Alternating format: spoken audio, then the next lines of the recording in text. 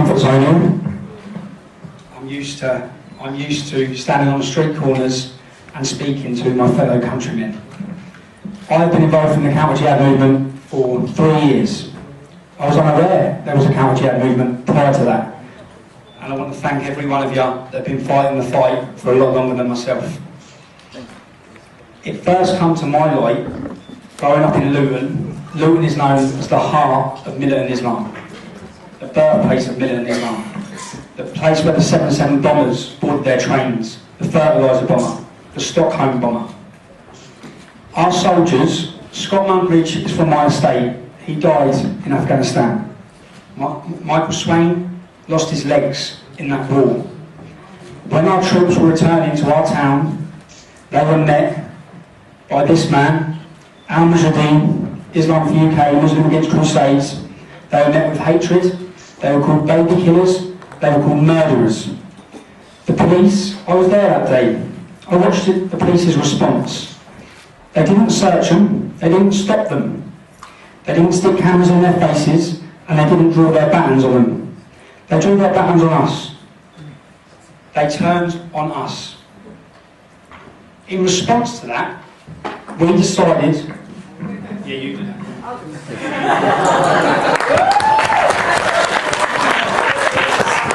In response to that, we decided to organise a demonstration as Lutonians. Being from Luton, having our friends lose their legs and our friends die, it meant so much. That day, my friend's mum was there, their families were there. To us, that was a terrorist attack. That's what they'd done that day to our soldiers' homecoming parade. Now, when we turned up, which was a community, it was a community. It was my aunties, it was my uncles, it was men, it was women. When we turned up, we were stopped, we were searched.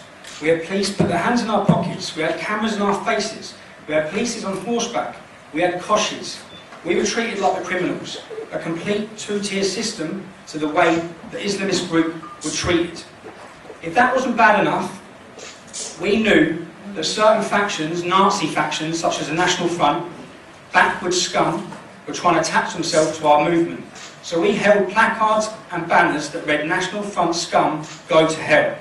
Islamism, Nazism, opposite sides of the same coin to us. It's not welcome in our town. One of my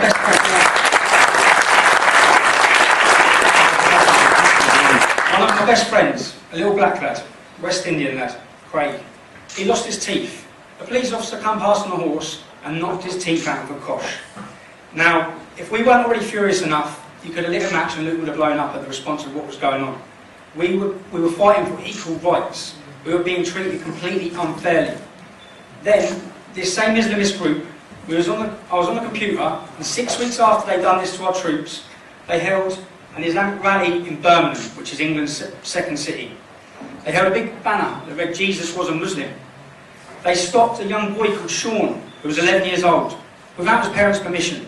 They stopped him in the shopping centre, they got him up on stage, and they made him repeat after them. They converted him to Islam. In the city centre, with police officers, counsellors, everybody watching. And we all know the consequences of being an apostate of Islam. And nobody said anything. Nobody criticised it. So we then made the decision to leave Luton and go to Birmingham. Now when we went to Birmingham, we were met with Islamic politicians, clenched fists, saying smash them, smash them, smash them. They got down on their knees, they prayed, and then they run through the streets and they beat every non-Muslim senseless.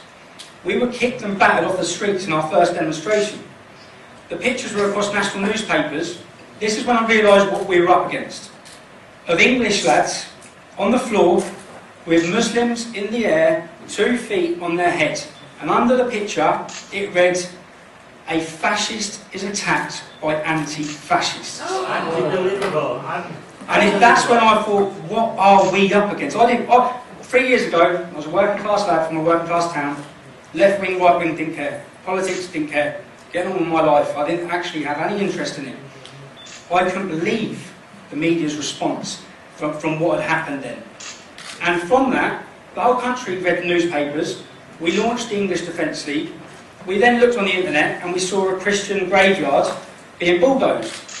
Desecration of Christian graves to make way for a mosque. Okay? Nobody saying anything. So we said we'll leave Birmingham. We tried 3 times to highlight the issue of the young lad called Sean.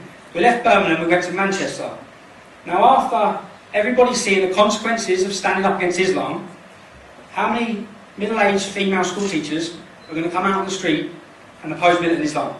You're going to get your head kicked in. That's what's going to happen. That's the standard. That's what's happening across Europe. They beat you, they rule with fear and intimidation, they will attack you. So what happened then, we left Birmingham, 60, 70 of us in Birmingham, we went to Manchester and 2,000 Englishmen turned up. 2,000 Englishmen turned up with the attitude that you're not beating us into submission, you are not silencing us. We sometimes get criticised for our, I don't know if it's our image problem, we have a bit of an image problem. Yeah.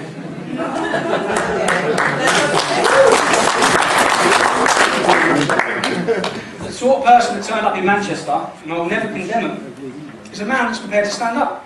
And a man who's prepared to stand up for what he believes in and not be beaten off the street. It was never going to, it was never going to be doctors and nurses that takes on militant Islam. Okay? There's a certain sort of person that will go on the street and oppose it, and a certain sort of person that stands on the front line for our country in our armed forces. Someone that's not going to back down to them.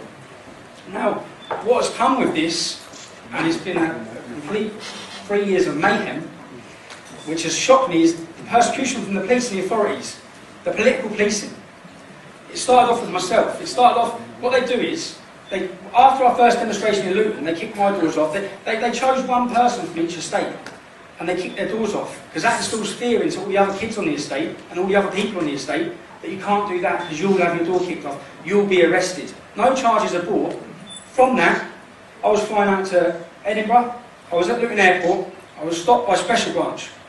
I was brought in by Special Branch, 15 police officers went to my mum's house, 15 went to my wife's house. They went there, I was arrested on suspicion of criminal damage, £30 criminal damage, £30. 30 police officers, Special Branch for £30 criminal damage in a hotel room. And they seized all my mum and dad's computers. They seized all of our phones, okay? And after 3 weeks they dropped all charges. Now, the persecution continued, and it was enabled to break me, silence me. When that didn't work, they turned up 3 months later. And there were local police officers who come into my house, and the first thing he said was, "Sorry, Stephen, I'm sorry." I said, "What do you mean sorry?" "We're arresting you, we're arresting your wife, in front of your children."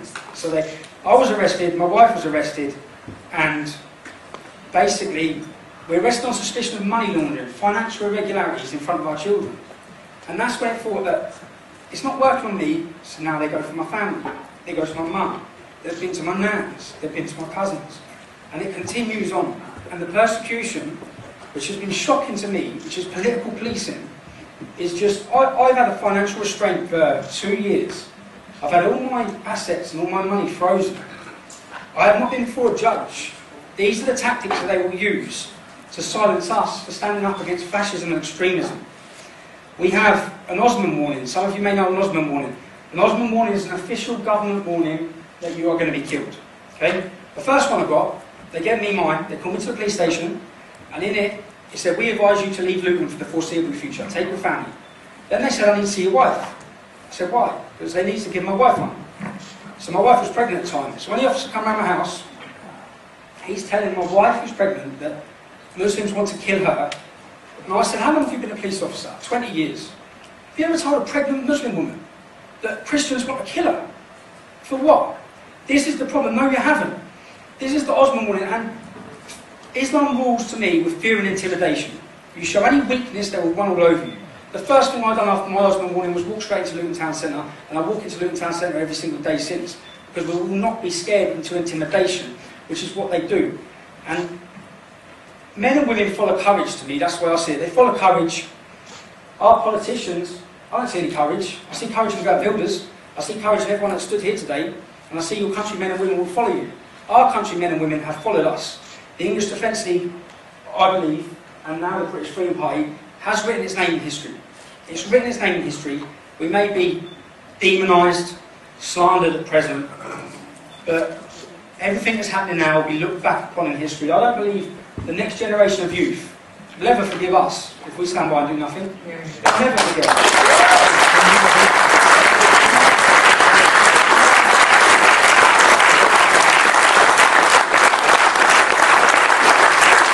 broke those barriers, and people are now, the cat's out of the bag, and they're trying to put it back in.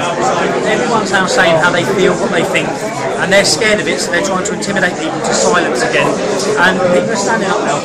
3 years ago, people, when they talk about Islam or Muslims, they'll say, they whisper. They whisper. They're scared to say the word. Now everyone's walking around singing "We Are the Infidels." So, changing times.